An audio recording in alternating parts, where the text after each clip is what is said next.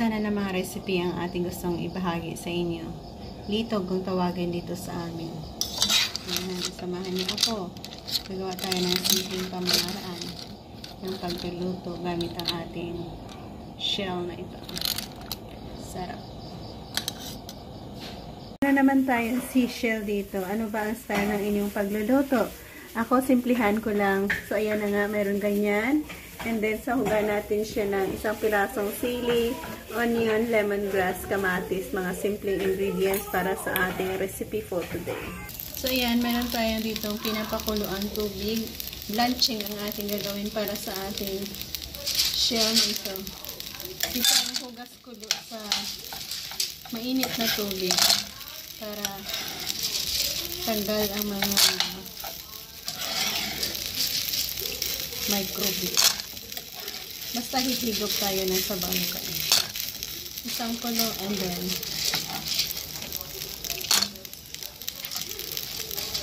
okay na. Hindi naman talaga kuluan kasi mag-open up. Yan.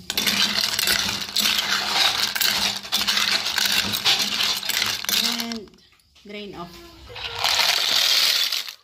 Gagawa ulit tayo ng sabaw para na sa ating recipe na ito. Yan. Habang nagpapakulo tayo, sabay-sabay natin ilagay kamatis, onion, lemongrass. Pakuluan hanggang sa bumango ang ating tubig. Yan. Mag-add tayo ng konting hilaw na mangga. Pampaasim na. Yan. Pwede na natin i-add ang ating litog. Isang pirasong sili at yan. Ang natin natin ang sabaw. Sarap ito. Cover and hayaan natin maluto. Lagyan natin ng asin.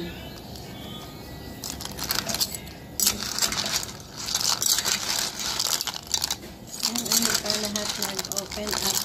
Once mag-open na lahat, dito isabay. Ito na namang masarap yan. Shell ang ating hihigutin dyan.